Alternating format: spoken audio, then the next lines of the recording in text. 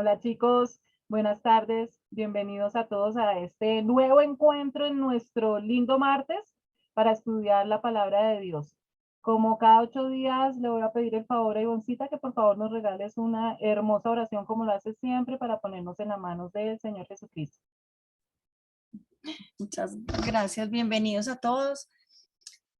Bueno, amado Jesucristo, te damos muchísimas gracias, Señor, por este espacio, por este momento.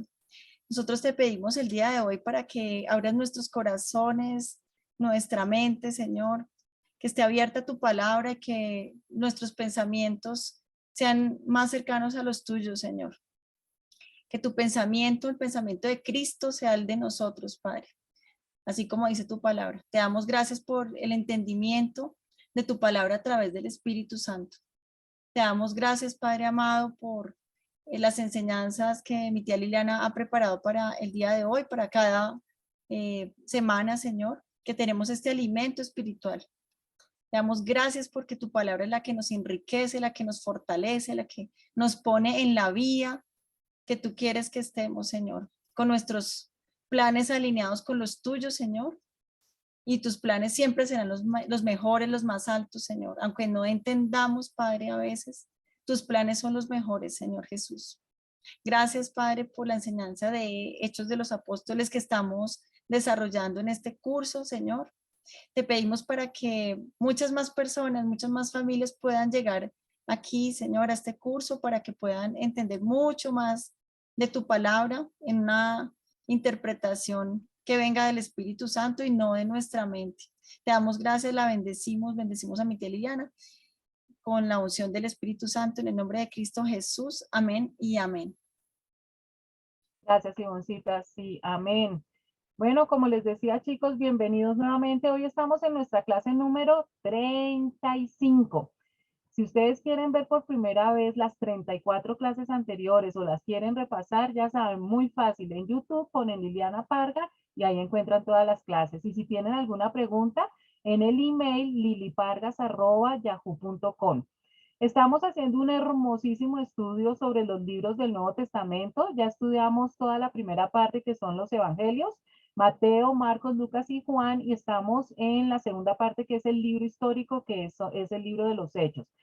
Recordemos algunos punticos pequeñitos de la clase anterior. Hace 8 días recordábamos que realmente el libro se llama Hechos de los Apóstoles y al igual que el tercer evangelio que fue escrito por Lucas, está dirigido también a Teófilo, a un comandante, un general gentil perdón, Lucas le escribió para contarle toda la historia del Señor Jesucristo. Quedamos hace 8 días cuando el Señor ya después de resucitar va a subir al cielo, va a ir donde el Padre y le pide a los apóstoles que no salgan de Jerusalén, que no se alejen de Jerusalén, que se queden juiciositos esperando, porque ya sabemos que Jesús va a mandar el Espíritu Santo, la tercera persona de la Trinidad. Aprendimos cómo Jesús les dice también a los discípulos que es también un mandato para nosotros, que el Evangelio, las buenas nuevas de salvación, que Jesucristo murió por nuestros pecados y sobre todo que Jesucristo resucitó, ese mensaje se debe llevar hasta Jerusalén, Judea, Samaria y hasta el último rincón de la tierra. Y se refiere a nosotros, los cristianos de hoy en día, que el mensaje lo tenemos que dar a nuestra familia. Cuando hablamos de Jerusalén, si estamos hablando de Judea, estamos hablando de todas las personas que nosotros conocemos en el estudio, en el trabajo, en el vecindario. Cuando se habla de Samaria, se refiere a aquellas personas que nosotros conocemos cuando prestamos un servicio, cuando hacemos una obra social, porque es algo que nosotros como cristianos también debemos hacer. Y hasta el último confín de la tierra se refiere a cualquier persona que nosotros por nuestras actividades y por nuestro diario vivir no encontraríamos, pero ya profesionalmente hacemos el servicio de misiones y vamos hasta lo último de la tierra a predicar la palabra de Dios. El Señor Jesucristo entonces asciende al cielo, los discípulos lógicamente se quedan con ese vacío en el corazón porque no van a volver al Señor Jesús y se quedan mirando al cielo y cuando ellos están mirando al cielo se aparecen dos ángeles que le dicen que de la misma manera que vieron que Jesucristo subía al cielo, de esa misma manera iba a regresar el Señor Jesucristo, pero ya como Rey de Reyes y Señor de Señores, nuestra gran esperanza y la gran alegría para todos los cristianos. Se reunieron en el aposento alto haciéndole caso al Señor Jesucristo de esperar la llegada del Espíritu Santo. 11 de los apóstoles, porque recuerden que Judas ya no se encuentra, el grupo de mujeres que siempre acompañaba al Señor Jesucristo. Aprendimos algo hermoso, y es que los hermanos del Señor Jesucristo, que en un principio se burlaban de él y no creían en él, al menos 2 de ellos, Jesús resucitado se les apareció y ellos creyeron y entregaron sus vidas a Jesucristo. Y lógicamente también con todo este grupo grande estaba reunido la mamá del Señor Jesús, María.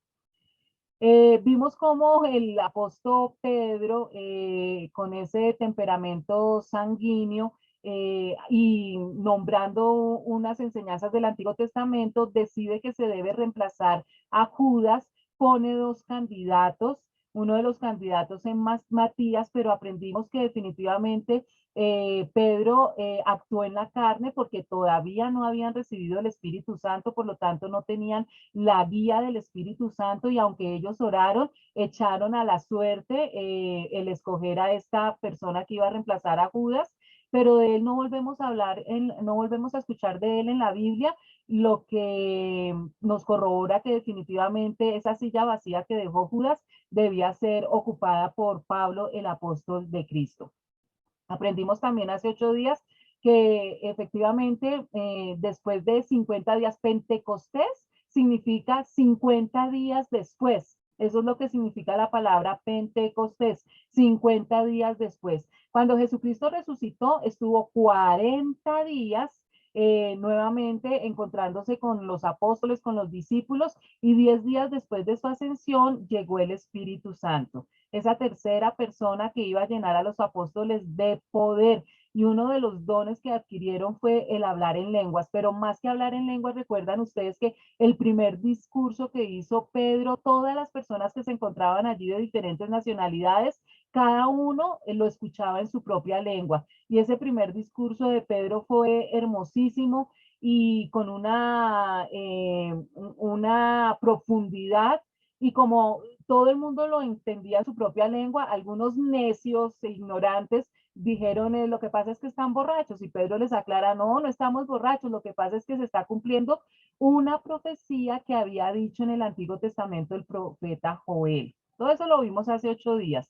También vimos que Pedro lo que más enfatizó en su primer discurso es que Jesús de Nazaret fue un hombre acreditado por Dios con milagros, señales y prodigios. Durante 3 años, toda la mayor parte de la cantidad de la gente de toda esa región supo, lo vio o de oídas escuchó todos los milagros que el Señor Jesucristo realizó. Y Pedro no se queda con esa espinita y le dice a la gente malvada, ustedes lo mataron clavándolo en la cruz, pero no le salió la jugada porque Dios lo resucitó. Y ese es el punto crucial de ahora en adelante de las predicaciones de todos los apóstoles, contarle a la gente que Jesucristo había resucitado. También aprendimos que con este primer discurso se convirtieron 3.000 personas, porque Pedro con su discurso los llevó a una verdadera conversión a través del arrepentimiento. Y así como el Señor Jesús les había enseñado, todos esos convertidos se bautizaron en el nombre de Jesucristo y empezaron a reunirse. Ya nace la iglesia cristiana oficialmente. El día de Pentecostés nace la iglesia cristiana, y todo lo que empiezan a hacer en esta iglesia primitiva, en esta iglesia apostólica, es lo que después las iglesias cristianas comenzamos también a hacer cuando nos reunimos. Ellos se reunían pues también a compartir cenas, pero principalmente partimiento del pan, que fue lo que les enseñó el Señor Jesucristo, que cuando partieran el pan recordaran el cuerpo que él estaba entregando como sacrificio, y cuando bebieran vino recordaran la sangre que él había derramado por nosotros.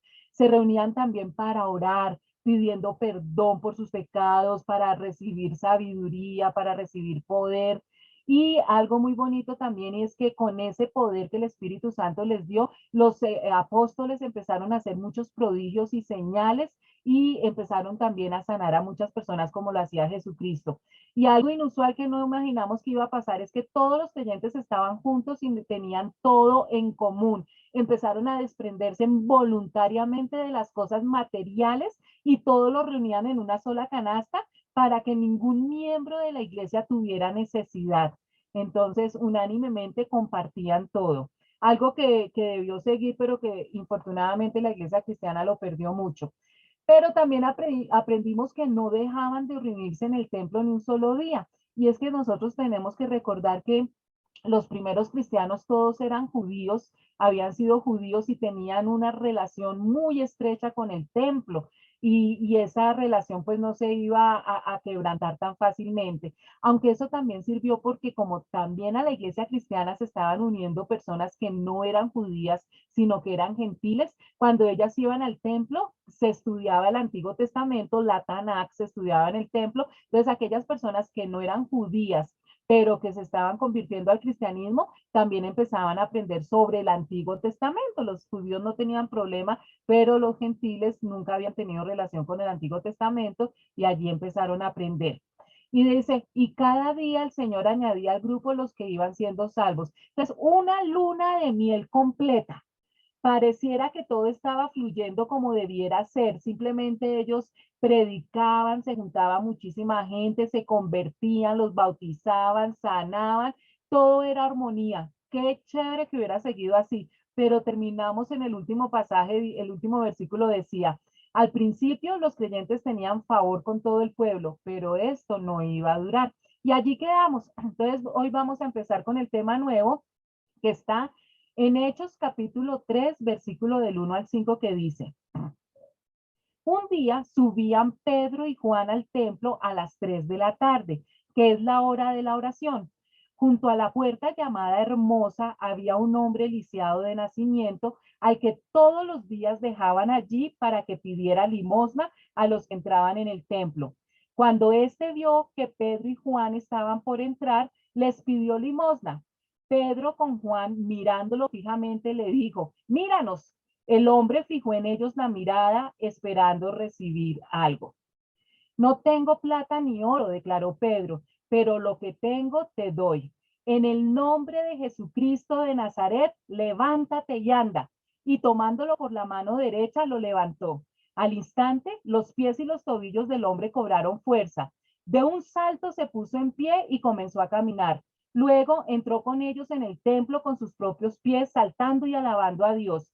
Cuando todo el pueblo lo vio caminar y alabar a Dios, lo reconocieron como el mismo hombre que acostumbraba a pedir limosna sentado junto a la puerta llamada Hermosa y se llenaron de admiración y asombro por lo que le había ocurrido. Pues hasta este momento todo va bien con el inicio de la iglesia cristiana. Analicemos un poquito este pasaje. Nos dice que como todos los días los apóstoles iban al templo, entonces nos están contando que Pedro y Juan van para el templo. Y miren este detalle tan bonito, ¿se acuerdan que siempre había como una rivalidad, unas carreras que siempre había entre Pedro y Juan, una rivalidad sana, pero en este momento ellos ya van juntos, en armonía, en unión? Se reúnen el poder y el amor de Juan y de Pedro para empezar a trabajar juntos y predicar juntos. Y nos dice que llegaron al templo a las 3 de la tarde. Esta hora de las 3 de la tarde también tiene un significado espiritual muy grande. Cuando nosotros estudiamos varios eventos del Antiguo Testamento, ceremonias que se hacían en el templo,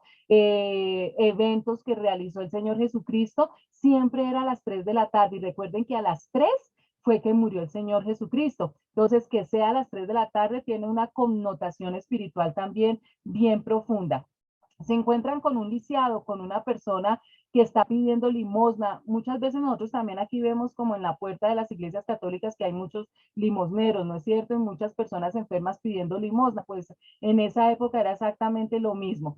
Pero ellos dicen que se encuentran a la entrada, una de las primeras puertas del templo que se llama la Puerta de la Hermosa, que tiene ese nombre porque efectivamente era una puerta muy bonita, era hecha de madera de caoba y tenía unos adornos y era hermosísima, por eso se llama la Puerta de la Hermosa. Y que todos los días, no sabemos si familiares o amigos, cargaban al lisiado y lo llevaban hasta el templo y lo dejaban en la puerta de la Hermosa, porque por allí entraban la mayoría de los judíos para ir al templo a estudiar la Tanakh. Entonces allí estaba este lisiado. Les pidió plata a Pedro y a Juan, ellos no tenían plata y yo creo que si hubieran tenido tampoco le hubieran dado, porque hay que tener sabiduría hasta para dar limosna. Nosotros tenemos que pedirle siempre a Dios con quién debemos compartir lo que el Señor nos da, porque ya saben ustedes que también en las calles hay muchas personas que tienen eso por negocio y verdaderamente en vez de hacerles un bien muchas veces les hacemos un mal al darles limosna. Pues Pedro y Juan no les dieron plata, no tengo plata ni oro, declaró Pedro, pero dice, lo que tengo te doy. Y nosotros tuviéramos esa fe tan grande para que cada vez que alguien nos pidiera algo, nosotros pudiéramos actuar como los apóstoles lo hicieron en este momento. Y les dicen, miren la claridad con que Pedro habla, porque le dice, ¿en el nombre de quién? En el nombre de Jesucristo, levántate y anda. Acuérdense que anteriormente el que hacía la mayoría, el que hacía los milagros era el Señor Jesucristo y simplemente Jesucristo decía, le hubiera dicho, levántate y anda. Pero aquí ya todos esos primeros discípulos, esos primeros cristianos, ya cada milagro que realizan, cada sanación, cada liberación, lo tienen que hacer en el nombre de Jesucristo, porque es el que tiene poder. Y nos dice que el lisiado ya no es lisiado, la persona sana que era lisiada entró con ellos en el templo con sus propios pies saltando y alabando a Dios. O sea, no solamente fue sano, sino que fue salvo. Inmediatamente reconoció el poder en la persona de Jesucristo. Sigamos. Mientras el hombre seguía aferrado a Pedro y a Juan, toda la gente que no salía de su asombro corrió hacia ellos al lugar conocido como Pórtico de Salomón. Al ver esto, Pedro les dijo, pueblo de Israel, ¿por qué les sorprende lo que ha pasado? ¿Por qué nos miran como si por nuestro propio poder o virtud hubiéramos hecho caminar a este hombre? El Dios de Abraham, de Isaac y de Jacob, el Dios de nuestros antepasados, ha glorificado a su siervo Jesús. Ustedes lo entregaron y lo rechazaron ante Pilato, aunque éste había decidido soltarlo. Rechazaron al santo y justo y pidieron que se indultara a un asesino. Mataron al autor de la vida, pero Dios lo levantó de entre los muertos y de eso nosotros somos testigos. Por la fe en el nombre de Jesús, Él ha restablecido a este hombre a quien ustedes ven y conocen. Esta fe que viene por medio de Jesús lo ha sanado por completo, como les consta a ustedes.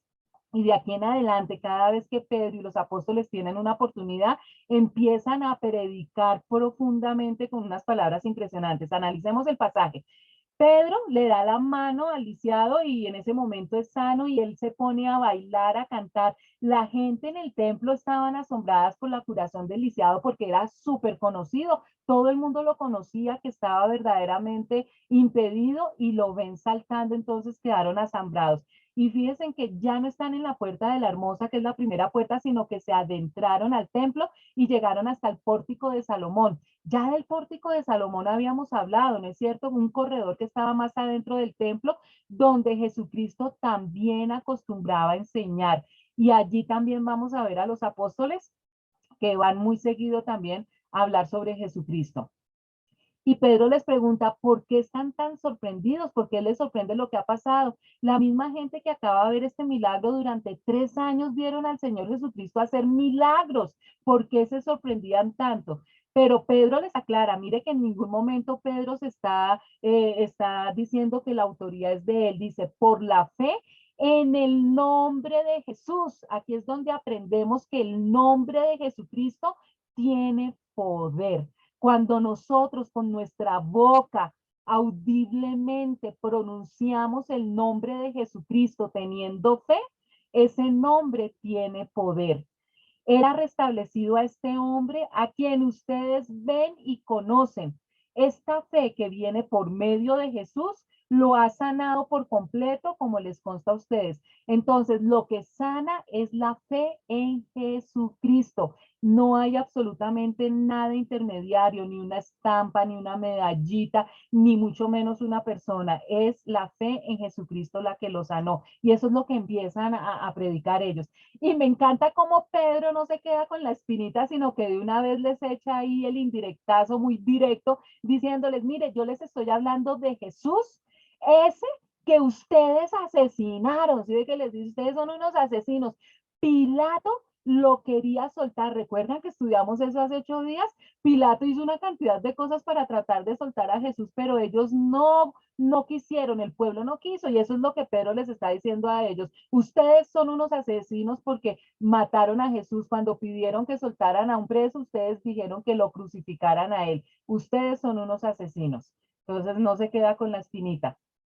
Y aquí empieza el segundo discurso de Pedro. ¿Recuerdan que el primero fue recién recibieron el Espíritu Santo y que se convirtieron 3,000 personas? Bueno, aquí vamos a hablar, es un discurso un poquito largo, entonces vamos a hablar qué les dijo Pedro. A ver, para que esta gente se quedara anonadada oyéndolo. Y ahí en el pórtico de Salomón. Ahora bien, hermanos, yo sé que ustedes y sus dirigentes actuaron así por ignorancia. De una vez les dijo ignorantes. Pero de este modo Dios cumplió lo que de antemano había anunciado por medio de todos los profetas, que su Mesías tenía que padecer. Miren que en el Antiguo Testamento los profetas que anunciaban la llegada de un Mesías también les había anunciado que ese Mesías iba a padecer. Por eso es que nosotros no entendemos por qué ellos se sorprendieron cuando Jesucristo sufrió en la cruz, porque ellos ya estaban advertidos que el verdadero Mesías iba a padecer. Por tanto, para que sean borrados sus pecados, arrepiéntanse y vuélvanse a Dios a fin de que vengan tiempos de descanso de parte del Señor, enviándoles el Mesías que ya había sido preparado para ustedes, el cual es Jesús. Es necesario que Él permanezca en el cielo hasta que llegue el tiempo de la restauración de todas las cosas, como Dios lo ha anunciado desde hace siglos por medio de sus santos profetas. Moisés dijo, el Señor su Dios hará surgir para ustedes dentro de sus propios hermanos a un profeta como yo. Presten atención a todo lo que les diga, porque quien no le haga caso será eliminado del pueblo. En efecto, a partir de Samuel, todos los profetas han anunciado estos días. Ustedes pues son herederos de los profetas y del pacto que Dios estableció con nuestros antepasados al decirle a Abraham, todos los pueblos del mundo serán bendecidos por medio de tu descendencia. Cuando Dios resucitó a su siervo, lo envió primero a ustedes para darles la bendición de que cada uno se convierta de sus maldades. Analicemos este segundo discurso de Pedro. Primero les dice, ignorantes. Bueno, le dice, ustedes actuaron así todo por ignorancia, pero porque no sabían, pero yo vengo a aclararles las cosas para que dejen de ser ignorantes. Y les está diciendo, mire, ustedes tienen que volverse a Dios y tienen que arrepentirse de sus pecados, porque ese Mesías que estábamos esperando desde el Antiguo Testamento ya vino y ese Mesías era Jesús. Absolutamente todas las profecías que anunciaban al Mesías se cumplieron en Jesucristo. Y les recuerda desde Moisés hasta el mismo Moisés, le habló al pueblo, les enseñó al pueblo que iba a venir un Mesías y que la obligación de todo el pueblo de Dios, de los judíos, era obedecer a ese Mesías. Estaba totalmente anunciado en el Antiguo Testamento. Además, les recordó que todos los profetas del Antiguo Testamento también habían anunciado que todos los pueblos del mundo serían bendecidos por medio de la descendencia de los judíos. Entonces, fíjense, tanta gente por fuera de la nación escogida de Dios, que ellos estaban totalmente entrenados para reconocer al Mesías y el porcentaje que lo reconoció y que lo aceptó fue mínimo a comparación de la cantidad de gente no judía que hemos aceptado al Señor Jesucristo, ni siquiera viéndolo personalmente. Por eso es que el Señor Jesús va a disciplinar de una manera especial a la nación judía, porque ellos teniendo absolutamente todas las cartas para reconocer a Jesús, no lo quisieron aceptar. Mientras que nosotros los gentiles sí lo aceptamos, pues lo hemos aceptado a Jesús como nuestro Salvador. Mientras Pedro y Juan le hablaban a la gente, Se les presentaron los sacerdotes, el capitán de la guardia del templo y los saduceos. Hasta aquí llegó la luna de miel. Y aquí vamos a empezar a tener una serie de déjà vu, porque exactamente lo mismo que hicieron con el Señor Jesucristo, todos los sacerdotes y los miembros del Sanedrín van a comenzar a hacerlo con los apóstoles. Versículo 2. Estaban muy disgustados porque los apóstoles enseñaban a la gente y proclamaban la resurrección que se había hecho evidente en el caso de Jesús. Prendieron a Pedro y a Juan y como ya anochecía, los metieron en la cárcel hasta el día siguiente. Pero muchos de los que oyeron el mensaje creyeron y el número de estos, contando solo a los hombres, llegaba a unos 5,000. Valió la pena el canazo. Entonces, se llevan presos, llegan todos estos, nuevamente todos estos fariseos, sacerdotes, maestros de la ley, acá incluye sobre todo a los saduceos, y se llevan presos a Pedro y a Juan. Su primera entrada a la cárcel, Pedro y Juan, y se quedan toda la noche porque ya había anochecido. Pero nos dice, mire, ellos se dieron, bueno, de pronto no se dieron cuenta en el momento, pero después cuando se enteraron, los que oyeron el mensaje, ese discurso que acabamos de leer, creyeron y dice que fueron 5,000. Recuerdan que con el primer discurso fueron 3,000. Esta vez dice que contando solo los hombres. Ustedes recuerdan que siempre en los censos que hay en la nación de Israel únicamente se tienen en cuenta los hombres. Entonces 5,000 hombres mínimo debieron convertirse en unas 15,000, 20,000 personas. Una muy buena cosecha por un sermón muy, sí que valía la pena la cárcel. Al día siguiente se reunieron en Jerusalén los gobernantes, los ancianos y los maestros de la ley. Allí estaban el sumo sacerdote Anás, Caifás, Juan, Alejandro y los otros miembros de la familia del sumo sacerdote. Hicieron que Pedro y Juan comparecieran ante ellos y comenzaron a interrogarlos. ¿Con qué poder o en nombre de quién hicieron ustedes esto? Ay, les suenan conocido nuevamente.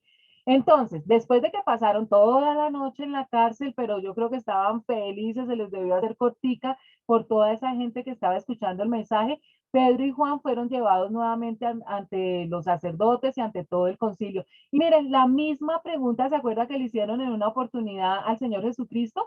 ¿Con qué poder o en nombre de quién hicieron ustedes esto? Ellos ya sabían, los sacerdotes sabían, a ellos les informaban absolutamente todo lo que ellos predicaban y ya sabían que estaban hablando en el nombre de Jesucristo.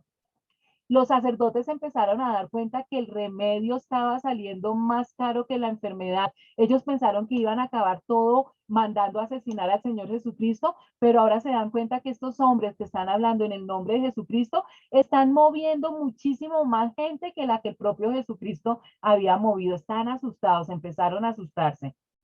Pedro, lleno del Espíritu Santo, les respondió: gobernantes del pueblo y ancianos, hoy se nos procesa por haber favorecido a un inválido y se nos pregunta cómo fue sanado. Sepan pues todos ustedes y todo el pueblo de Israel que este hombre está aquí delante de ustedes, sano gracias al nombre de Jesucristo de Nazaret, crucificado por ustedes, pero resucitado por Dios. Me encanta como Pedro, mire, le hicieron una pregunta ahí pasito a él, le hicieron la pregunta a Pedro, pero Pedro se levanta y se dirige ante toda la multitud. Jesucristo es la piedra que desecharon ustedes los constructores y que ha llegado a ser la piedra angular. De hecho, en ningún otro hay salvación porque no hay bajo el cielo otro nombre dado a los hombres mediante el cual podamos ser salvos. Y este discurso me encanta, primero porque si ven cómo Pedro aprovecha cada situación, con qué inteligencia, analicemos. Pedro y Juan están en la cárcel, los sacan de la cárcel para que vayan ante el concilio, los interrogan diciéndole con qué poder hacen esto, pensando que los sacerdotes pues que los iban a intimidar, y Pedro dice, lleno del Espíritu Santo, perdió todo. ¿Se acuerdan que cuando negó al Señor Jesucristo le dio miedo confesarlo delante de una sirvienta? Y ahora no le importa, está delante del concilio y todo el pueblo ahí alrededor y él aprovecha esta situación. Siempre que él ve mucha multitud junta, pues los apóstoles pues aprovechan para predicar, entre más personas se escuchen, pues más personas se van a convertir. Y da este hermoso tercer discurso de Pedro. Mira, han pasado poquiticos días y ya va en un súper poderoso tercer discurso. Entonces, Pedro predica a Cristo y sobre la necesidad de arrepentirse y convertirse. Siempre esos discursos se dan los apóstoles es anunciando que Jesucristo resucita y que hay que arrepentirse y pedir perdón por los pecados. Y esta es uno de los pasajes que más se estudian en las iglesias porque tiene una profundidad impresionante y está dicho por Pedro cuando Pedro les dice a los sacerdotes, les dice, mire, Cristo es la piedra angular que sostiene a la iglesia y que ustedes desecharon. Esto lo entendían perfectamente los constructores, los arquitectos, los ingenieros, que esa piedra especial que sostiene absolutamente toda la construcción es Jesucristo. Sin Jesucristo no existe cristianismo y sin Jesucristo no existe iglesia. Pero también aquí hay otra de las perlas más hermosas que hay de las enseñanzas de los apóstoles y que nosotros tenemos que tener en cuenta para hablarle sobre todo a nuestros familiares católicos. Jesús, el nombre de Jesucristo, en ningún otro hay salvación, porque no hay otro nombre bajo el cielo dado a los hombres en que podamos ser salvos. El único camino de salvación se llama Jesucristo y con toda claridad lo está enseñando el apóstol Pedro. Sigamos. Los gobernantes, al ver la osadía con que hablaba Pedro y Juan y al darse cuenta de que eran gente sin estudios ni preparación, quedaron asombrados y reconocieron que habían estado con Jesús. Además, como vieron que los acompañaba el hombre que había sido sanado, no tenían nada que alegar, así que les mandaron que se retiraran del consejo y se pusieran a deliberar entre sí. Miren que en todo caso los gobernantes se dan cuenta que estos hombres son simples pescadores, no tienen estudios y están hablando con una elocuencia que definitivamente no podía pasar desapercibida. La manera como estos simples pecadores, como Pedro, un simple pescador, no pecador, sino pescador, está hablando, los dejó a todos anonadados. Y entonces se dan cuenta que no pueden hacerle nada delante de todo el pueblo porque todo el mundo se ha dado cuenta que tiene autoridad que viene del cielo. ¿Qué vamos a hacer con estos sujetos? Es un hecho que por medio de ellos ha ocurrido un milagro evidente. Todos los que viven en Jerusalén lo saben y no podemos negarlo. Pero para evitar que este asunto siga divulgándose entre la gente, vamos a amenazarlos para que no vuelvan a hablar de ese nombre a nadie. Los llamaron y les ordenaron terminantemente que dejaran de hablar y enseñar acerca del nombre de Jesús. Pero Pedro y Juan replicaron, ¿es justo delante de Dios obedecerlos a ustedes en vez de obedecer a él? Juzguen ustedes mismos. Nosotros no podemos dejar de hablar de lo que hemos visto y oído. Después de nuevas amenazas, los dejaron irse. Por causa de la gente, no hallaban manera de castigarlos. Todos alababan a Dios por lo que había sucedido, pues el hombre que había sido milagrosamente sanado tenía más de 40 años. Estaban asustados los sacerdotes y por eso se reúnen para saber qué vamos a hacer con ellos.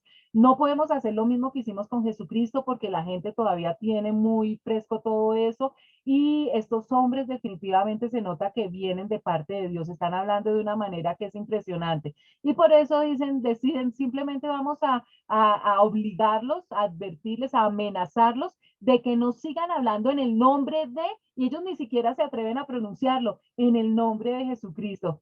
El concilio manda no enseñar más en el nombre de Jesús. Y es cuando Pedro les dice, pero un momentico, ustedes mismos nos enseñaron, les está hablando a los sacerdotes y a los gobernantes, ustedes mismos nos enseñaron que primero hay que obedecer a Dios. Recuerdan que en el antiguo, que al principio y en el Antiguo Testamento, cuando no, muchas veces cuando no atendían a los padres decían que era por unas promesas que ellos habían hecho al templo, que primero había que obedecer a Dios, por eso les dicen, ustedes mismos saben que eso es así, primero hay que obedecer a Dios que obedecer antes a los hombres. Entonces, ¿cómo nos están pidiendo a nosotros que los obedezcamos primero a ustedes antes que a Dios? Los del concilio les amenazaron no hablar ni enseñar más en el nombre de Jesús y los soltaron. En todo caso, pues esta vez no pasó sino solamente una noche en la cárcel y los soltaron. Al quedar libres, Pedro y Juan volvieron a los suyos y les relataron todo lo que les habían dicho los jefes de los sacerdotes y los ancianos. Cuando lo oyeron, alzaron unánimes la voz en oración a Dios. Pongan atención a esta oración que hicieron tan linda. La oración dice así: Soberano Señor, creador del cielo y de la tierra, del mar y de todo lo que hay en ellos. Tú, por medio del Espíritu Santo, dijiste en labios de nuestro padre David, tu siervo, ¿por qué se sublevan las naciones y en vano conspiran los pueblos? Los reyes de la tierra se rebelan y los gobernantes se confabulan contra el Señor y contra su ungido. En efecto, en esta ciudad se reunieron Herodes y Poncio Pilato con los gentiles y con el pueblo de Israel contra tu santo siervo Jesús, a quien ungiste para hacer lo que de antemano tu poder y tu voluntad habían determinado que sucediera. Ahora, Señor, toma en cuenta sus amenazas y concede a tus siervos el proclamar tu palabra sin temor alguno. Por eso, extiende tu mano para sanar y hacer señales y prodigios mediante el nombre de tu santo siervo Jesús.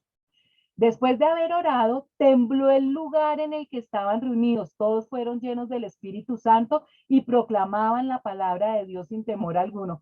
Fíjense que cuando ellos ya después de estar con los gobernantes y los sacerdotes y quedan libres y se encuentran nuevamente con los demás discípulos y con los demás apóstoles, ellos van felices porque tuvieron afrentas, fueron maltratados en el nombre de Jesucristo y eso los hacía sentir orgullosos. Y lo primero que hacen al reunirse nuevamente es orar. Y le piden al Señor, entre toda la oración que ustedes ya oyeron, que por favor les dé valentía, que les conceda a todos ellos proclamar la palabra sin temor. Ellos saben que eso es el principio de una gran persecución y que esta vez salieron bien librados. Realmente, pues lo único que fue pasar una noche en la cárcel, pero que de ahora en adelante seguramente iba a ser peor. Y por eso le piden al Señor fortaleza para que no sientan temor de proclamar la palabra de Dios. Y fue esa oración tan poderosa que dice que el lugar tembló, el lugar donde estaban reunidos tembló. La presencia del Espíritu Santo se sintió físicamente. Si ven esa potencia cuando se mueve el mundo espiritual, lo que causa en el mundo físico, lo poderosa que es la oración, que todo lo que va en oración, se mueve en el mundo espiritual, trae una causa, una consecuencia en el mundo físico, en el mundo natural. Todos los creyentes eran de un solo sentir y pensar. Nadie consideraba suya ninguna de sus posesiones, sino que las compartían. Los apóstoles, a su vez, con gran poder, seguían dando testimonio de la resurrección del Señor Jesús. La gracia de Dios se derramaba abundantemente sobre todos ellos, pues no había ningún necesitado en la comunidad. Quienes poseían casas o terrenos los vendían, llevaban el dinero de las ventas y lo entregaban a los apóstoles para que se distribuyera cada uno según su necesidad. Qué comunión, común unión entre todos estos primeros cristianos. Nos dice que están en un solo sentir y pensar. ¿Recuerdan ustedes, chicos, que una de las oraciones que hizo el Señor Jesucristo antes de la crucifixión, Jesús le pidió al Padre que permitiera que los cristianos estuviéramos en un solo sentir, en un solo pensar, así como Jesús estaba con el Padre? Y eso fue lo que sucedió en estos primeros inicios del cristianismo. Y era el deseo del corazón del Señor Jesucristo era que siempre la iglesia cristiana se caracterizara precisamente ante el mundo, ante los que no eran cristianos, por esa unión y ese solo sentir y pensar. Eso era lo que hubiera hecho que más gente se convirtiera, más que las predicaciones, más que los sermones, el testimonio de la unión dentro de la iglesia cristiana. Pero Satanás definitivamente y la naturaleza pecaminosa de nosotros los seres humanos, pues socavó ese deseo que desde un principio quería el Señor Jesucristo, que identificara y caracterizara a la iglesia cristiana. Estos primeros cristianos dicen, no había ningún necesitado en la comunidad. La gente que tenía recursos iban y vendían sus cosas y los ponían en una canasta común para que los necesitados obtuvieran lo que necesitaran y todos estaban al mismo nivel. No había alguien superior a las demás personas en una comunión impresionante.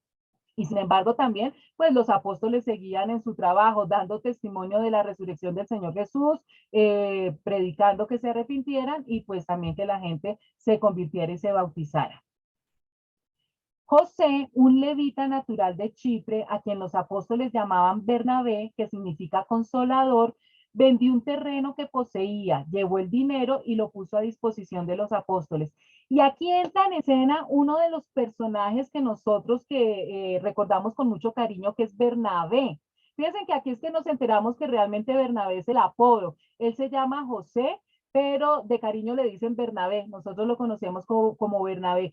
Bernabé, que es un levita, un maestro, está en el templo, es uno de los principales del templo, es el que posteriormente va a acompañar a Pablo en sus viajes, se vuelve muy importante para Pablo. Bernabé era muy rico, entonces él vende un gran terreno que tiene y absolutamente todo el dinero del terreno lo ofrenda a la iglesia para que con eso puedan atender a las personas con menores recursos, sobre todo en lo que tiene que ver con comida y con vivienda y con vestimenta. La gente respetaba mucho a Bernabé, no solamente porque era un levita, sino porque era muy generoso. En varias oportunidades hizo grandes donaciones de dinero a la iglesia cristiana y lo tenían, era muy respetado y muy querido por su generosidad, porque verdaderamente eh, él lo entregaba todo con mucho amor. Y fíjense que le pusieron este apodo, ¿cómo sería de generoso? Que le pusieron el apodo de consolador, no solamente entregaba sus bienes, sino que él mismo se entregaba los abrazos, las palabras de consuelo que le daba a todas las personas que lo rodeaban, lo querían muchísimo. Esto hizo, como en todas partes, que gente empezara a querer tener lo que él tenía, ese amor que todo el mundo que lo conocía a Bernabé le daba, y empezaron entonces muchas personas también a donar a la iglesia y no todos por los motivos correctos como lo estaba haciendo Bernabé, de una manera tan desinteresada, sino que muchas personas empezaron a donar cosas simplemente para que también los admiraran y para que dijeran, uy, mire esta persona tan generosa. Pero como Dios sí conoce el corazón y las intenciones de cada persona, pues mire lo que pasó con estos personajes de la historia siguiente. En capítulo 5, versículos del 1 al 2 dice, un hombre llamado Ananías también vendió una propiedad y en complicidad con su esposa Zafira se quedó con parte del dinero y puso el resto a disposición de los apóstoles. Entonces ya desde el primer momento nos damos cuenta que esta pareja que pertenecía a la iglesia cristiana venden también un terreno, pero dicen que en complicidad, o sea, ya empezaron a maquinar cómo poder llegar a las posiciones en que estaba Bernabé. Entonces, ellos no entregaron todo el dinero de la venta a la iglesia, sino que se quedaron con la mitad, pero dijeron que por ese precio lo habían vendido simplemente para recibir los elogios de todo el mundo. Uy, Ananías y Zafira tan generosos, mire, también entregaron todo lo que recaudaron por ese terreno. Ananías, le reclamó Pedro, Dios lo sabe todo y el Espíritu Santo que estaba en los apóstoles, pues mire lo que le reveló a Pedro. Ananías, le reclamó Pedro, ¿cómo es posible que Satanás haya llenado tu corazón para que le mintieras al Espíritu Santo y te quedaras con parte del dinero que recibiste por el terreno? Miren que el problema no es la plata, no es que no hayan entregado toda la iglesia, pongan atención chicos, no es la plata. ¿Acaso no era tuyo antes de venderlo? Pues el terreno era de ellos podían hacer lo que quisieran con esa plata. Y una vez vendido, no estaba el dinero en tu poder. ¿Cómo se te ocurrió hacer esto? No has mentido a los hombres, sino a Dios. Si ven que el problema no está en el dinero que entregaron, sino en la mentira que dijeron, simplemente por quedar bien de que eran muy generosos, dijeron una mentira tan boba que el terreno lo habían vendido por eso y se quedaron con la mitad. Pero es que en ese momento la iglesia estaba empezando. El Espíritu Santo necesitaba que gente íntegra y honesta fuera la que estuviera en la base del comienzo de la iglesia cristiana. Entonces, mire lo que pasa precisamente por esa mentira. Al oír estas palabras, Ananías cayó muerto y un gran temor se apoderó de todos los que se enteraron de lo sucedido. Eso estaba rodeado de gente. Entonces se acercaron los más jóvenes, envolvieron el cuerpo, se lo llevaron y le dieron sepultura. Disciplina inmediata por corromper algo tan hermoso que acababa de nacer, una común unión desinteresada, dando generosamente para que absolutamente todos los necesitados tuvieran. ¿Qué tal que eso todavía el Espíritu Santo estuviera actuando así? Imagínense la cantidad de cadáveres que tendríamos que recoger todos los días de las iglesias. Afortunadamente no siguió el Espíritu Santo porque el corazón del hombre no cambia. Unas 3 horas más tarde entró la esposa sin saber lo que había ocurrido. Dime, le preguntó Pedro, ¿vendieron ustedes el terreno por tal precio? Sí, dijo ella, por tal precio. ¿Por qué se pusieron de acuerdo para poner a prueba el Espíritu del Señor? Le recriminó Pedro. Mira, los que sepultaron a tu esposo acaban de regresar y ahora te llevarán a ti. En ese mismo instante, ella cayó muerta a los pies de Pedro. Entonces entraron los jóvenes y al verla muerta se la llevaron y le dieron sepultura al lado de su esposo. Y un gran temor se apoderó de toda la iglesia y de todos los que se enteraron de estos sucesos. Pedro le da una oportunidad a la esposa de Ananías, a Zafira, para ver si ella se arrepiente y confiesa y dice, no, pues, ay, la verdad lo vendimos por más, pero es que nosotros necesitamos plata y solamente vamos a donar la mitad. Es que era simplemente decir la verdad, pero la esposa también estaba en esa gran mentira y le sucede absolutamente, exactamente lo mismo que le sucedió al esposo. Cayó muerta y la entierran junto al esposo. Lógicamente, todas las personas que vieron en vivo y en directo lo que pasó y después todas las personas que escucharon la historia quedaron supremamente asombradas y asustadas.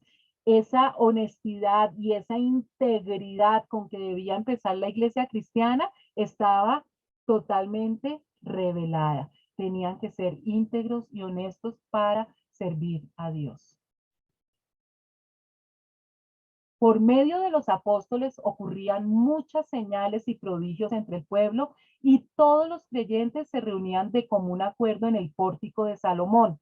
Nadie entre el pueblo se atrevía a juntarse con ellos, aunque los elogiaban, y seguía aumentando el número de los que confiaban en el Señor.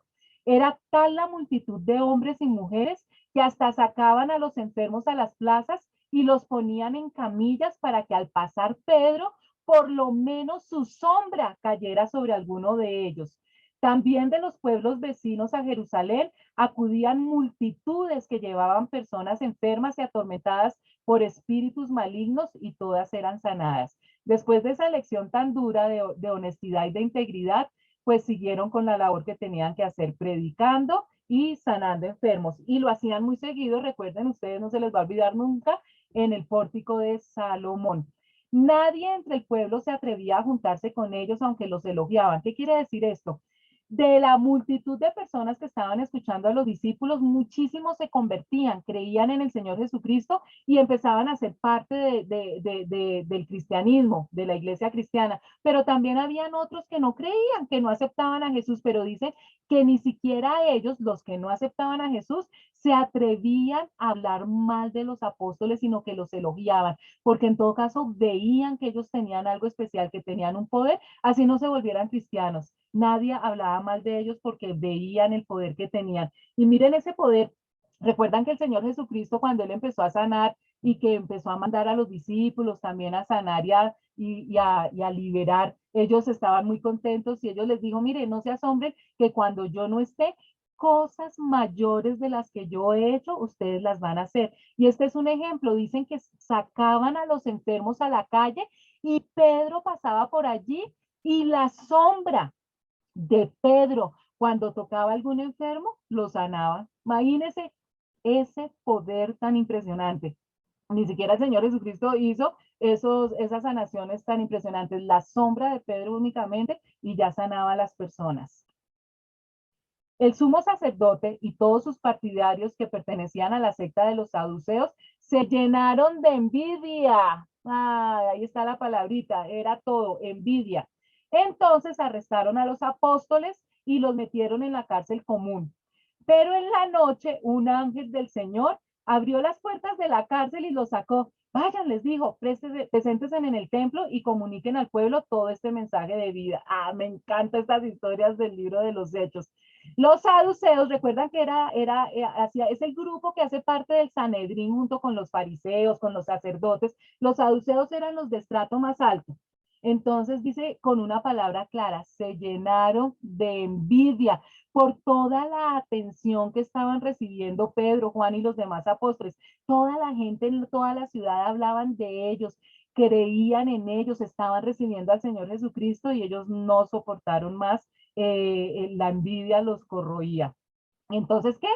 Metieron a la cárcel a todos los apóstoles, segundo canazo, pero esta vez se los llevaron a todos y los dejaron allá en la cárcel y ellos a reunirse a ver qué iban a hacer con esto que estaba pasando tan terrible en la ciudad. Ellos pensaron que con el asesinato de Jesucristo todo se iba a calmar y ahora todo estaba muchísimo peor.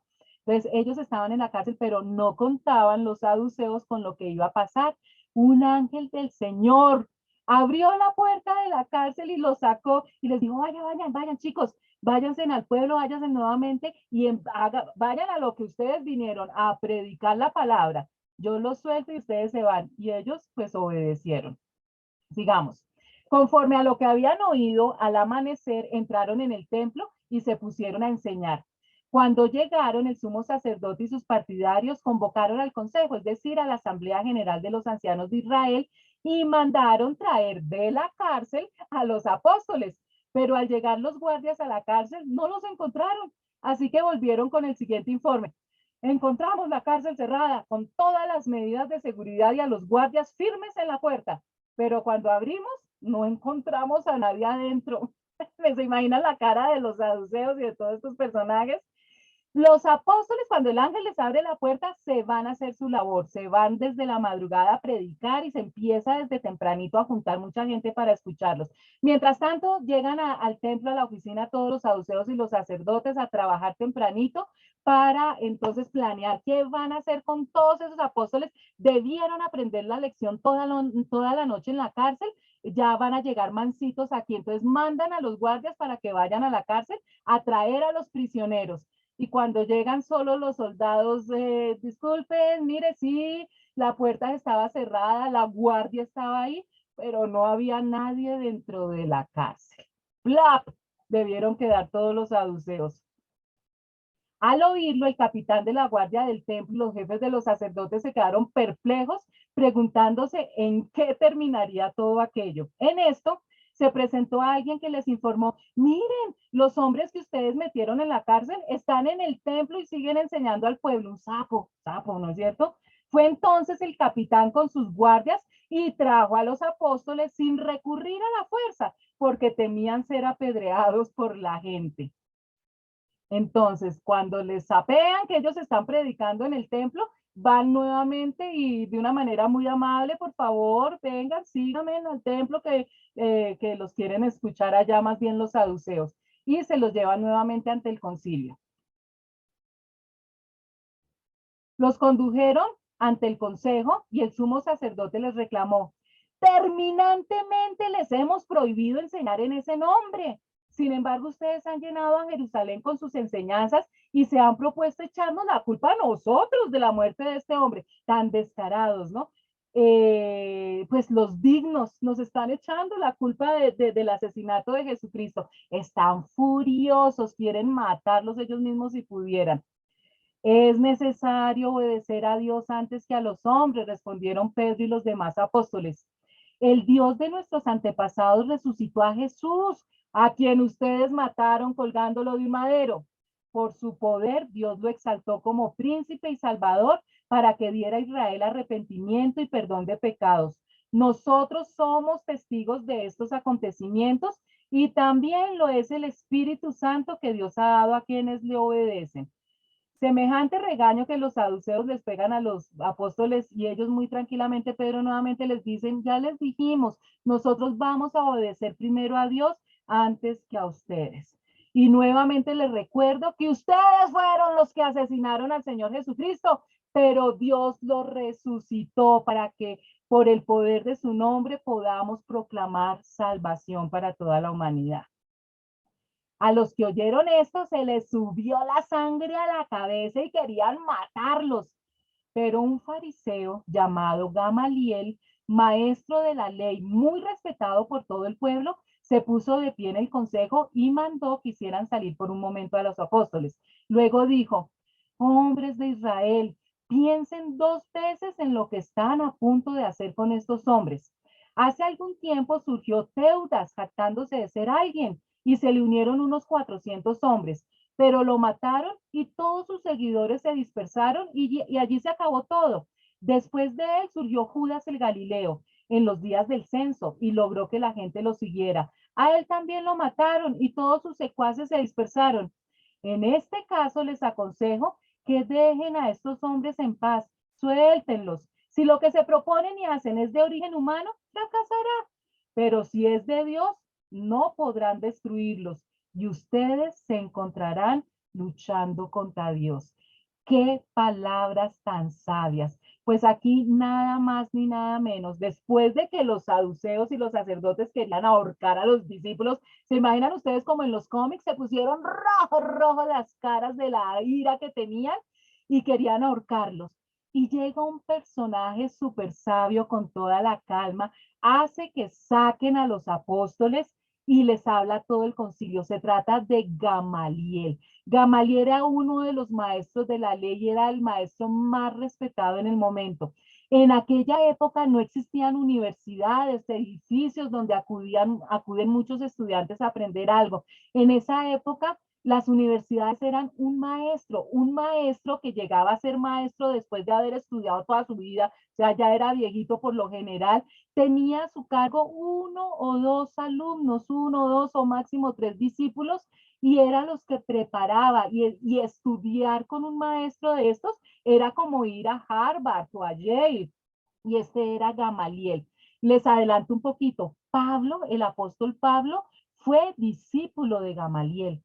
Él estudió con el maestro Gamaliel, imagínense la eminencia, o sea, en los doctorados que usted quiera al mismo tiempo de Harvard, de Yale, de Cambridge, era estudiar con Gamaliel. Por eso es que todo el concilio lo escuchó y él les da las palabras más sabias que puede decir una persona de ese calibre. Les recuerda que en tiempo pasado hubo dos personajes, un tal Teudas y un tal Judas el Galileo, que ambos dijeron ser el Mesías.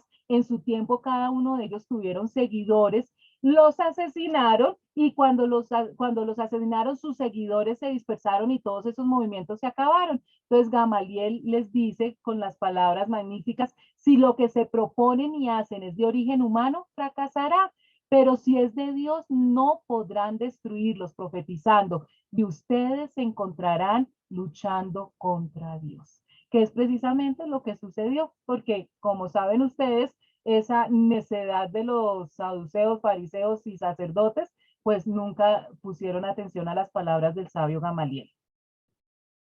Se dejaron persuadir por Gamaliel en ese momento. Entonces llamaron a los apóstoles y luego de azotarlos, miren, los azotan, les ordenaron que no hablaran más en el nombre de Jesús. Después de eso los soltaron. En todo caso, no se quedaron con la espinita y empezaron a torturarlos. Ustedes saben ya cómo eran de terribles los azotes de esa época, ¿no?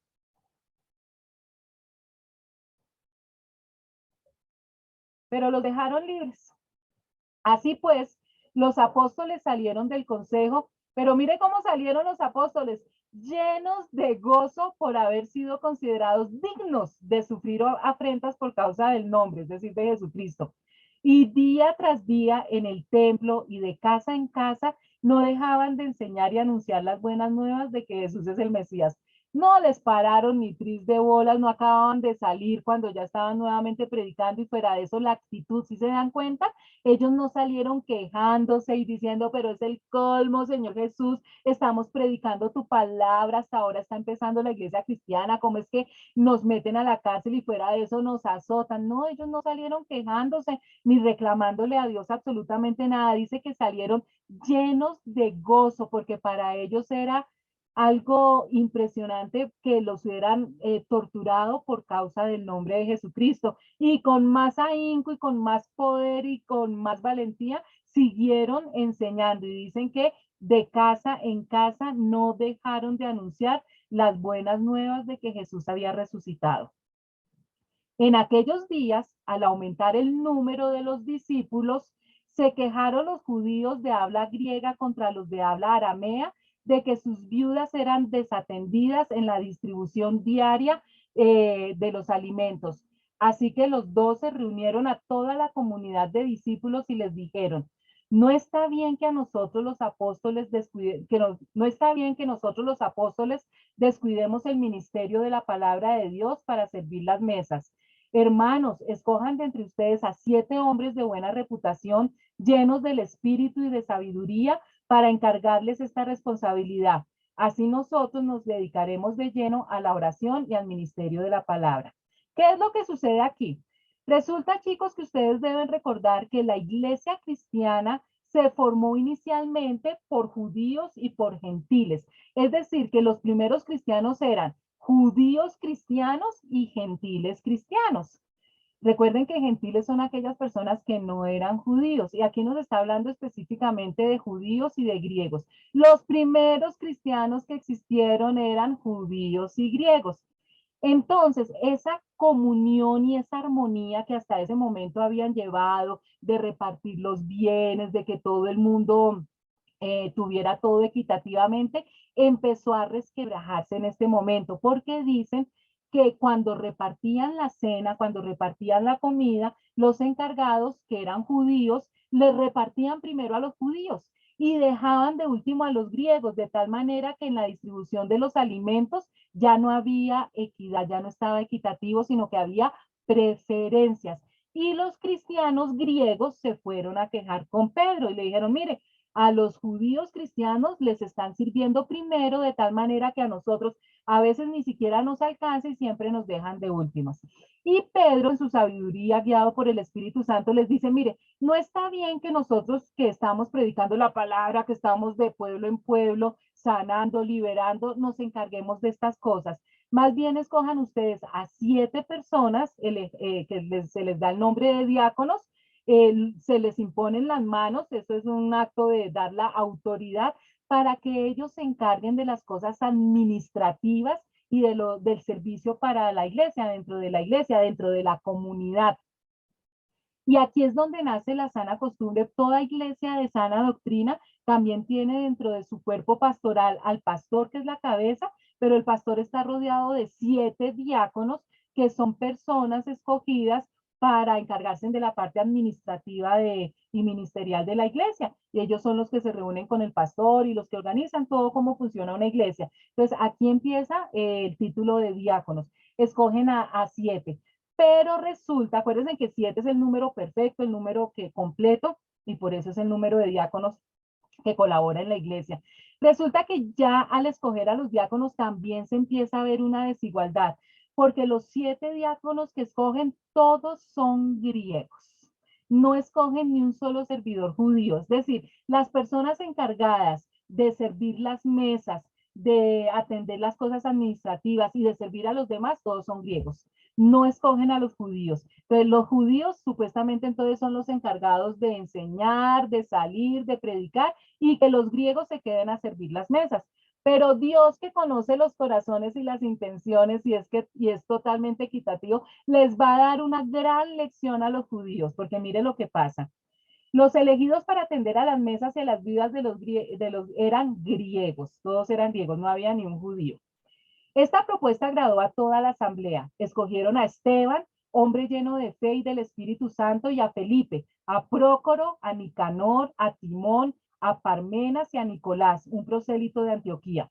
Los presentaron a los apóstoles, quienes oraron y les impusieron las manos, y la palabra de Dios se difundía. El número de los discípulos aumentaba considerablemente en Jerusalén, e incluso muchos de los sacerdotes obedecían a la fe. Entonces, los 7 diáconos eran griegos, pero Dios utiliza de una manera impresionante a 2 de estos diáconos que ustedes conocen muy bien. Esteban y Felipe van a protagonizar dentro de la iglesia cristiana apostólica un papel muy importante, que es lo que vamos a ver más adelante.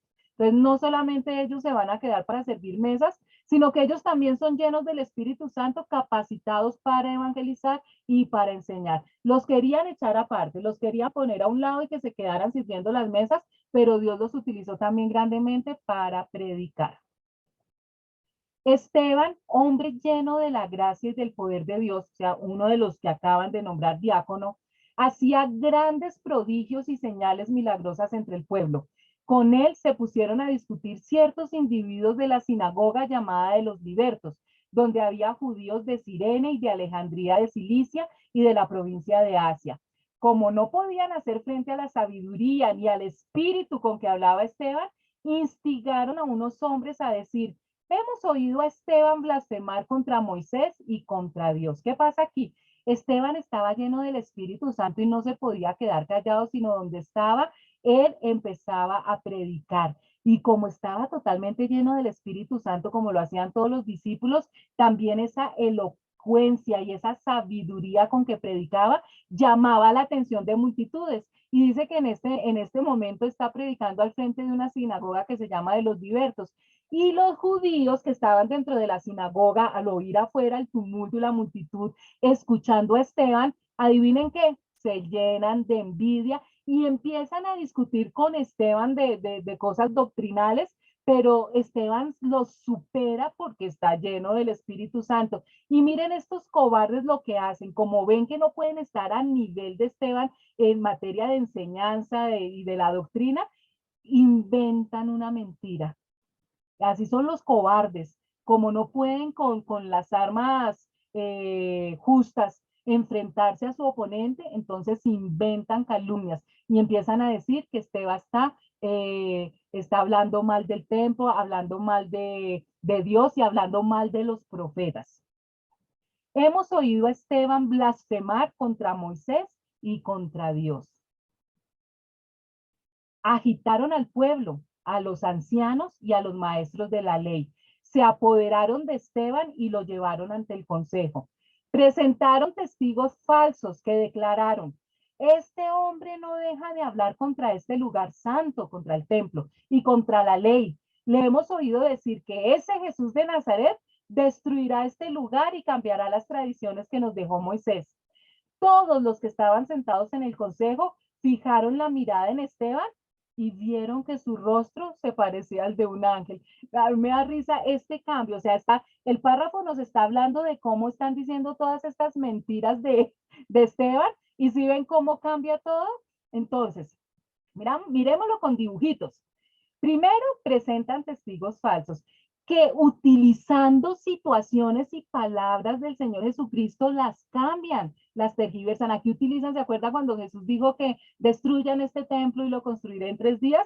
Y que todo el mundo también lo criticó en ese momento porque pensaban que se trataba del templo de Jerusalén y Jesús estaba refiriendo a su cuerpo, a su muerte y a su resurrección. Pues aquí también están utilizando las palabras de Jesús, pero también de una manera falsa.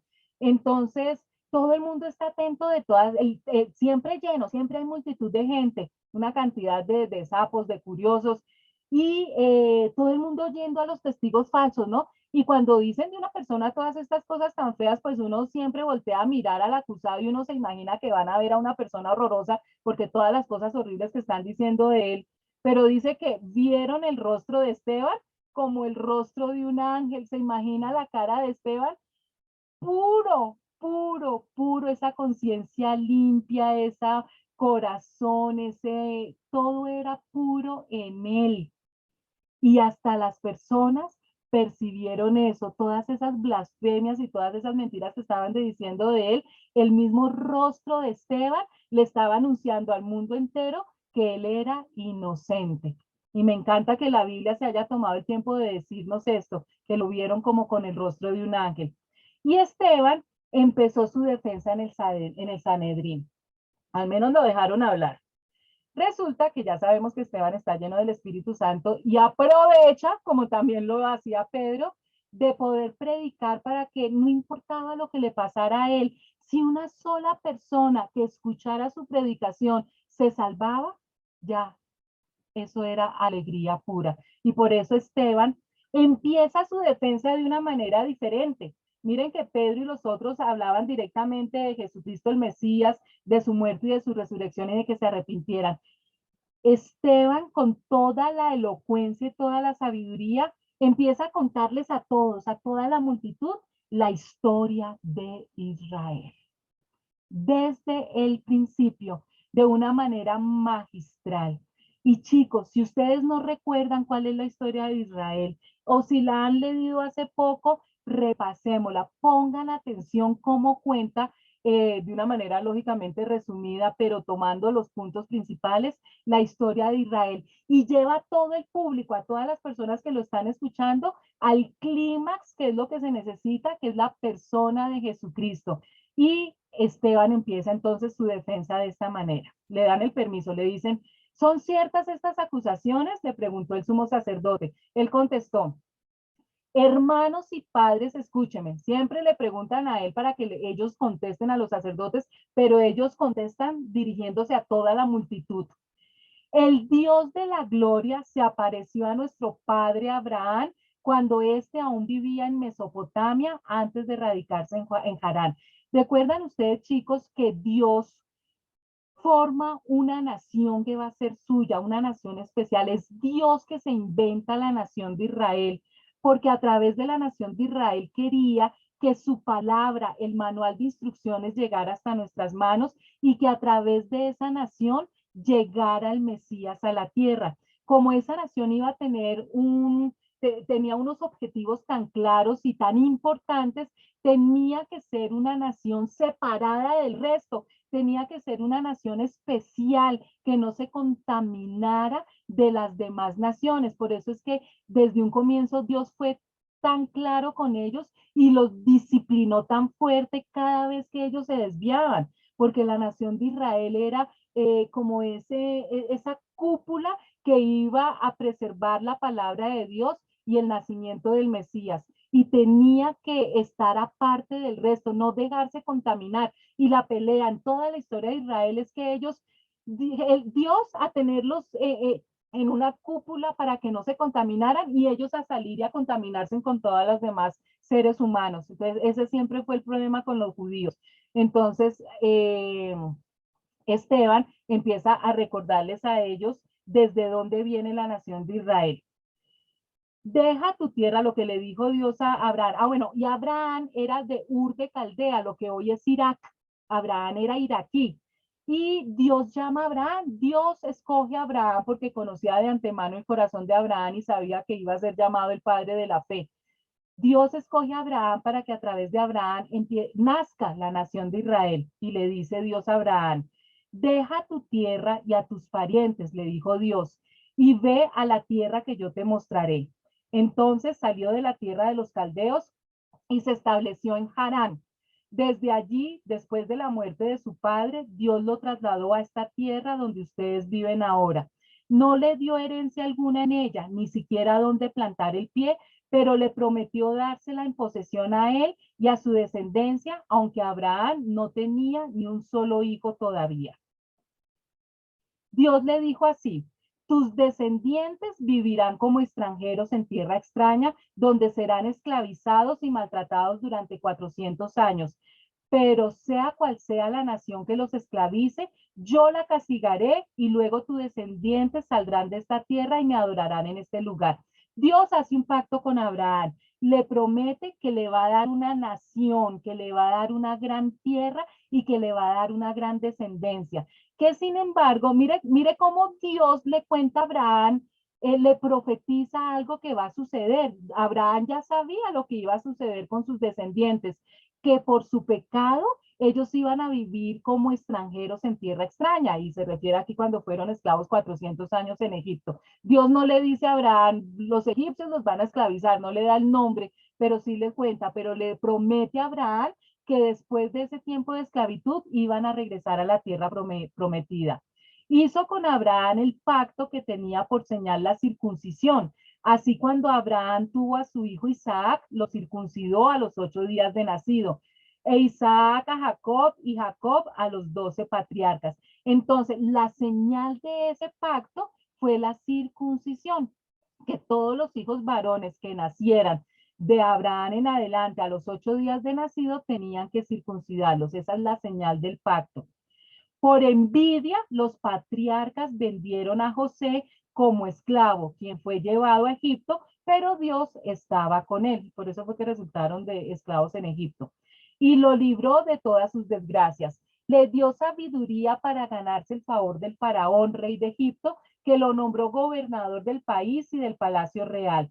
Hubo entonces un hambre que azotó a todo Egipto y a Canaán, causando mucho sufrimiento, y nuestros antepasados no encontraban alimentos. Al enterarse Jacob de que había comida en Egipto, mandó allá a nuestros antepasados en una primera visita. En la segunda, José se dio a conocer a sus hermanos y el faraón supo del origen de José. Después de esto, José mandó llamar a su padre Jacob y a toda su familia, 75 personas en total. Bajó entonces Jacob a Egipto y allí murieron él y nuestros antepasados. Sus restos fueron llevados a Siquén y puestos en el sepulcro que a buen precio Abraham había comprado a los hijos de Hamor en Siquén. Cuando ya se acercaba el tiempo de que se cumpliera la promesa que Dios le había hecho a Abraham, el pueblo crecía y se multiplicaba en Egipto. Por aquel entonces subió al trono de Egipto un nuevo rey que no sabía nada de José. Este rey usó de artimañas con nuestro pueblo y oprimió a nuestros antepasados, obligándolos a dejar abandonados a sus hijos recién nacidos para que murieran. Aquí sigue Esteban hablando, contando la historia de Israel. En aquel tiempo nació Moisés y fue agradable a los ojos de Dios. Por 3 meses se crió en la casa de su padre. Y al quedar abandonado, la hija del faraón lo adoptó y lo crió como a su propio hijo. Así Moisés fue instruido en toda la sabiduría de los egipcios y era poderoso en palabra y en obra. Cuando cumplió 40 años, Moisés tuvo el deseo de allegarse a sus hermanos israelitas. Al ver que un egipcio maltrataba a uno de ellos, acudió en su defensa y lo vengó matando al egipcio. Moisés suponía que sus hermanos reconocerían que Dios iba a liberarlos por medio de él, pero ellos no lo comprendieron así. Al día siguiente, Moisés sorprendió a 2 israelitas que estaban peleando. Trató de reconciliarlos diciéndoles, señores, ustedes son hermanos, ¿por qué quieren hacerse daño? Pero el que estaba maltratando al otro empujó a Moisés y le dijo, ¿y quién te nombró a ti gobernante y juez sobre nosotros? ¿Acaso quieres matarme a mí como mataste ayer al egipcio? Al oír esto, Moisés huyó a Madián. Allí vivió como extranjero y tuvo 2 hijos.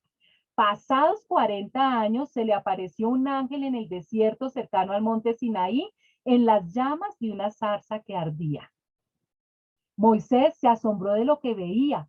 Al acercarse para observar, oyó la voz del Señor.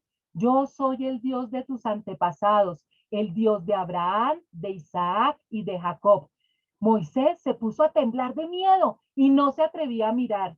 Le dijo el Señor, quítate las sandalias porque estás pisando tierra santa. Ciertamente he visto la opresión que sufre mi pueblo en Egipto. Los he escuchado quejarse, así que he descendido para librarlos. Ahora ven y te enviaré de vuelta a Egipto. A este mismo Moisés, a quien habían rechazado diciéndole, ¿y quién te nombró gobernante y juez?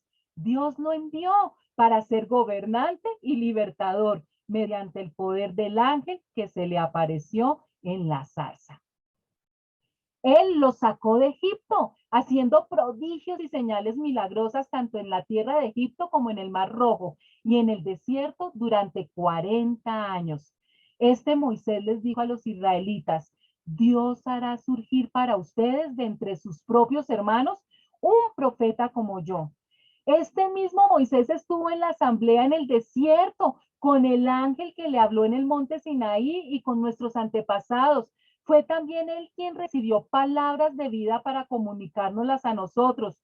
Nuestros antepasados no quisieron obedecerlo a él, sino que lo rechazaron. Lo que realmente deseaban era volver a Egipto. Por lo cual le dijeron a Aarón, tienes que hacernos dioses que vayan delante de nosotros, porque a ese Moisés que nos sacó de Egipto, no sabemos qué pudo haberle pasado.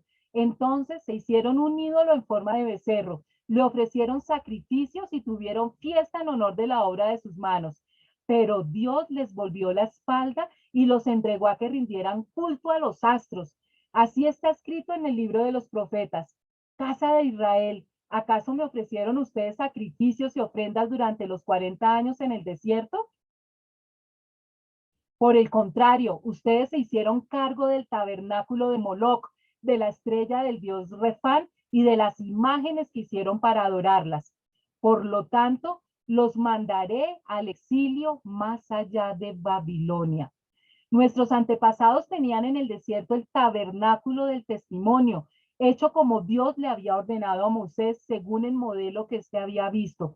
Después de haber recibido el tabernáculo, lo trajeron consigo bajo el mando de Josué, cuando conquistaron la tierra de las naciones que Dios expulsó de la presencia de ellos. Allí permaneció hasta el tiempo de David, quien disfrutó del favor de Dios y pidió que le permitiera proveer una morada para el Dios de Jacob. Pero fue Salomón quien construyó la casa. Sin embargo, el Altísimo no habita en casas construidas por manos humanas, como dice el profeta. El cielo es mi trono y la tierra el estrado de mis pies. ¿Qué clase de casa me construirán? Dice el Señor. ¿O qué lugar de descanso? ¿No es mi mano la que ha hecho todas estas cosas? Tercos, duros de corazón y torpes de oídos. Ustedes son iguales que sus antepasados, siempre resisten al Espíritu Santo. ¿A cuál de los profetas no persiguieron sus antepasados? Ellos mataron a los que de antemano anunciaron la venida del justo y ahora a este lo han traicionado y asesinado. Ustedes que recibieron la ley promulgada por medio de ángeles y no la han obedecido. Estas son las palabras que Esteban le dice al concilio y los acusa contándoles la historia desde el nacimiento de Israel, cómo desde el momento en que Dios llamó a Abraham, todo el tiempo estuvo anunciándoles que iba a llegar un Mesías y el propio Moisés, tan admirado y respetado por todos estos personajes del templo, les advirtió que iba a venir un Mesías mayor que el mismo Moisés y que la orden era que lo obedecieran. Y Esteban les recuerda que a todos esos profetas del Antiguo Testamento, sus antepasados, los asesinaron. De igual manera que asesinaron al profeta mayor, al Señor Jesucristo. Y ahora están diciéndole a todo el mundo también que no acepten lo que ellos están predicando de la resurrección.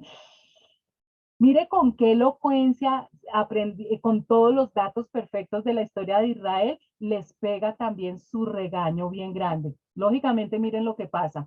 Al oír esto, rechinando los dientes, montaron en cólera contra él. Pero Esteban, lleno del Espíritu Santo, fijó la mirada en el cielo y vio la gloria de Dios y a Jesús de pie a la derecha de Dios. Veo el cielo abierto, exclamó, y al Hijo del Hombre de pie a la derecha de Dios. Entonces ellos, gritando a voz en cuello, se taparon los oídos y todos a una se abalanzaron sobre él. Lo sacaron a empellones fuera de la ciudad y comenzaron a apedrearlo. Los acusadores le encargaron sus mantos a un joven llamado Saulo. Mientras lo apedreaban, Esteban oraba. Señor Jesús, decía, recibe mi espíritu. Luego cayó de rodillas y gritó, Señor, no les tomes en cuenta este pecado. Cuando hubo dicho esto, murió. Miren cómo terminó Esteban después de este discurso. Lógicamente se llenaron de ira porque de una manera clara y muy sabia les dijo, les cantó sus verdades de cómo habían asesinado a todos los profetas. Lo sacaron del lugar y empezaron a apedrearlo. Cada piedra que pegaba en su cuerpo desgarraba la piel, salía sangre, el dolor impresionante. Y sin embargo, mire, Dios tan lindo, cómo permitió que Esteban no sufriera ese dolor tan horrible de todas las piedras, que con esa ira le estaban tirando todos los sacerdotes. Esteban mira al cielo y dice, veo el cielo, ya que él no sentía ninguna piedra que le estuviera machacando el cuerpo, porque lo que estaba viendo era hermosísimo, estaba viendo al Señor Jesucristo al lado del Padre. Y cuando dice eso, pues con más rabia le tiran las piedras. Y miren este hombre, Esteban, el Señor se lo tenía que llevar, era un alma muy pura para seguir en este mundo. Ya al final, cuando ya estaba muriendo, mire las palabras que dice, Señor, no les tomes en cuenta este pecado. Y Esteban fallece. El primer gran mártir de la iglesia cristiana se va con todos los honores, dignidad, integridad, sabiduría, a la presencia del Señor a descansar por toda la eternidad. Y todos los malvados se quedan aquí en la tierra. Pero mire lo que nos revela también este pasaje tan importante, como metidito ahí, escondidito, nos dice, los acusadores, todos los que mataron a Esteban, le encargaron sus mantos a un joven llamado Saulo. Y aquí entra en escena Saulo, el que nosotros conocemos como el apóstol Pablo. Pablo, desde muy joven, mire que dice un joven, ya estaba allí mirando cómo asesinaban a los cristianos.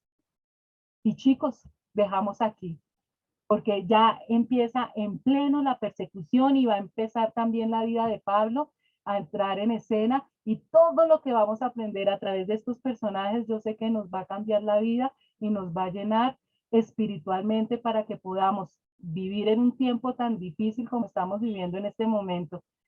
Espero que esta sea una semana llena del Espíritu Santo, que sigan leyendo las escrituras, orando, y yo sé que de aquí para adelante, para nosotros, los que hemos aceptado al Señor Jesucristo, así como Esteban, va a ser una vida, aunque a nuestro alrededor las circunstancias y el mundo tiemble, nosotros pertenecemos al Señor Jesucristo, y de aquí en adelante únicamente bendiciones, la paz que sobrepasa todo entendimiento, y que tengan una semana llena de Jesucristo y del Espíritu Santo. Que Dios los bendiga.